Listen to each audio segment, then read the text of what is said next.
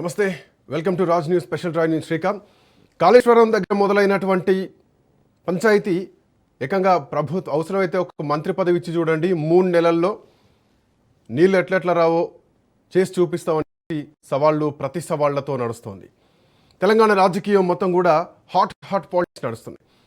మరోవైపు మా పని మమ్మల్ని చేసుకొనియండి, కడుపులో విషం పెట్టుకొని విష ప్రయోగం చేయకండి, విష ప్రచారం చేయకండి అని ఏకంగా ముఖ్యమంత్రి అంటున్నారు. ఇంకా నీటిపారుదల మంత్రిగా అవకాశం ఇస్తే సమస్యలు మొత్తం కూడా పరిష్కరిస్తామంటూ మాజీ మంత్రి హరీష్ రావు చేసినటువంటి వ్యాఖ్యలపైన పిసిసి మహేష్ కుమార్ గౌడ్ కూడా రెస్పాండ్ అయ్యారు.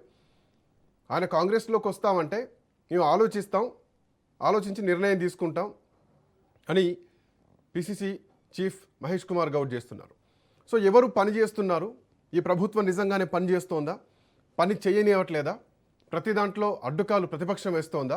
లేదంటే జరుగుతున్నటువంటి పరిపాలనా విధానాన్ని ఎత్తి చూపిస్తోందా? పరిపాలనా తప్పుల్ని ఎత్తి చూపిస్తోందా?